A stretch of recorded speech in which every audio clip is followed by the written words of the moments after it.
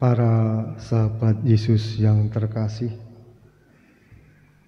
kita berada di bulan September yang dicanangkan sebagai bulan Kitab Suci Nasional.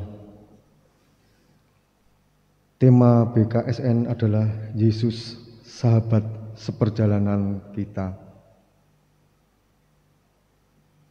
Selain kegiatan pendalaman kitab suci di KBG atau keluarga, dan berbagai lomba yang akan kita laksanakan di tahun liturgi B, tahun Markus ini, mari selama bulan ini, setiap hari kita membaca dan merenungkan seluruh Injil Markus dari bab 1 sampai dengan bab 16.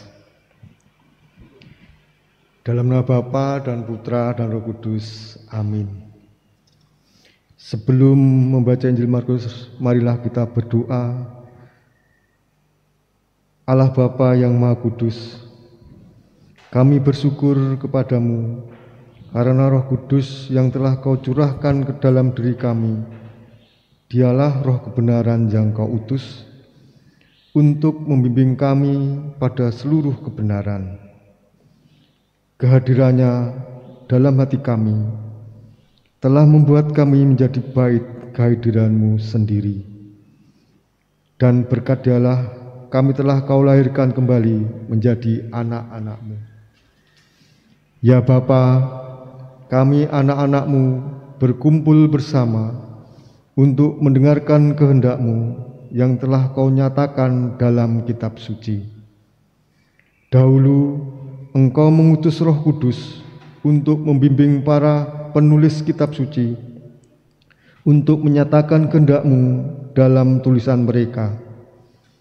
Karena itu kami mohon kepadamu, utuslah Roh Kudus-Mu untuk membimbing kami agar kami dapat memahami kehendak-Mu yang tertulis di dalam kitab suci.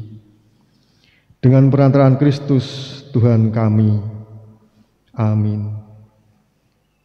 Saudara-saudari yang terkasih, mari kita buka Injil Markus hari ini. Mari kita baca Injil suci menurut Markus bab 1 ayat 21 sampai dengan 45.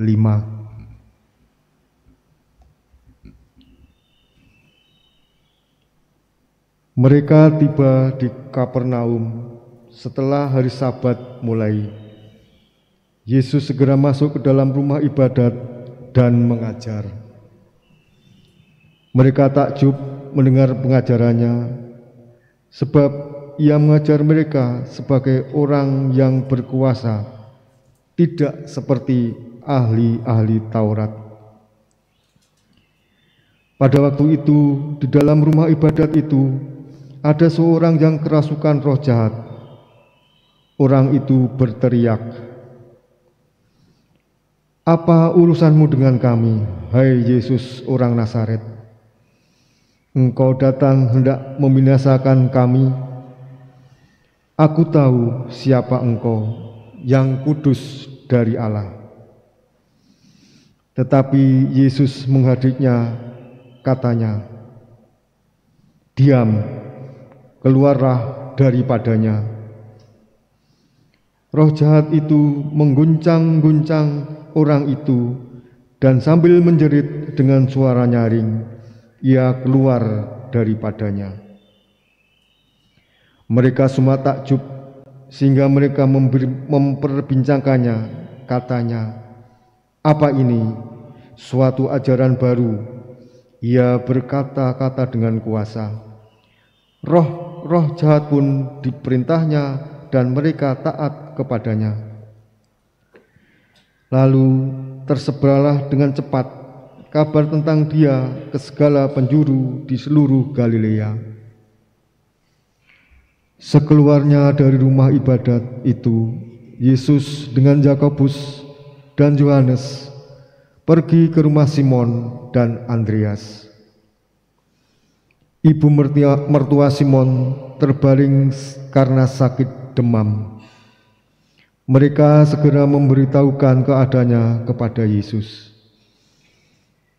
Ia pergi ke tempat perempuan itu, dan sambil memegang tangannya, ia membangunkan dia.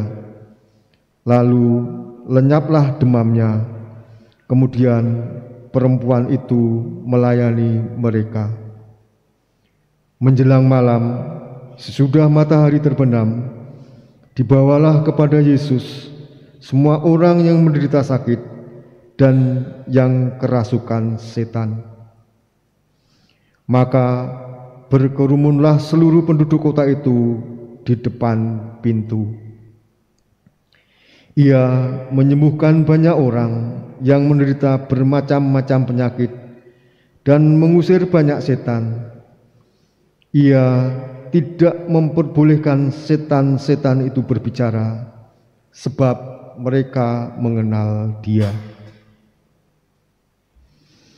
Pagi-pagi benar, waktu hari masih gelap, ia bangun dan pergi keluar. Ia pergi ke tempat yang sunyi dan berdoa di sana. Tetapi Simon dan kawan-kawannya menyusul dia.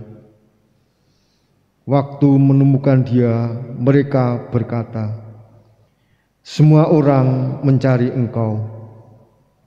Jawabnya, "Marilah kita pergi ke tempat lain, ke kota-kota yang berdekatan, supaya di sana juga aku memberitakan Injil, karena untuk itu aku telah datang."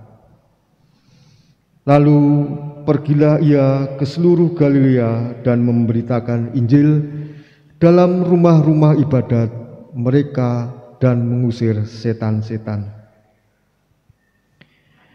Seorang yang sakit kusta datang kepada Yesus, dan sambil berlutut di hadapannya, ia memohon bantuannya. Katanya, "Kalau Engkau mau, Engkau dapat mentahirkan aku." Maka tergeraklah hatinya oleh belas kasihan. Lalu ia mengulurkan tangannya, menjamah orang itu dan berkata kepadanya, "Aku mau, jadilah engkau tahir." Seketika itu juga lenyaplah penyakit kusta orang itu dan ia menjadi tahir.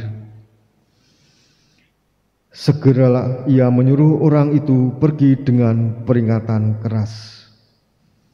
"Ingatlah, janganlah engkau memberitahukan apa-apa tentang hal ini kepada siapapun, tetapi pergilah, perlihatkanlah dirimu kepada imam, dan persembahkanlah untuk pentahiranmu persembahan yang diperintahkan oleh Musa sebagai bukti bagi mereka." Tetapi orang itu pergi, memberitakan peristiwa itu dan menyebarkannya kemana-mana, sehingga Yesus tidak dapat lagi terang-terangan masuk ke dalam kota, hingga ia tinggal di luar di tempat-tempat yang sepi. Namun orang terus juga datang kepadanya dari segala penjuru. Demikianlah sabda Tuhan. Terpujilah Kristus. Mari kita lanjut dengan doa malaikat Tuhan. Maria diberi kabar oleh malaikat Tuhan, "Salam Maria, penuh rahmat, Tuhan sertamu, terpujilah engkau di antara wanita, dan terpujilah buah tubuhmu Yesus.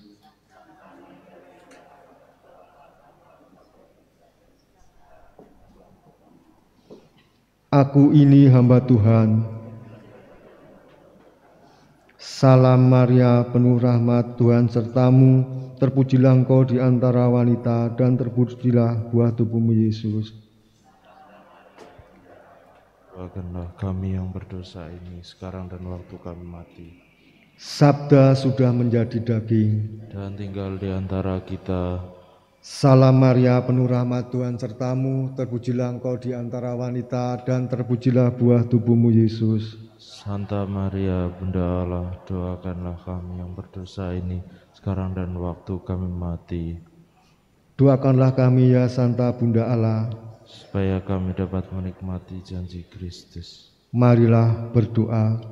Ya Allah, karena kabar malaikat kami mengetahui bahwa Yesus Kristus Putramu menjadi manusia.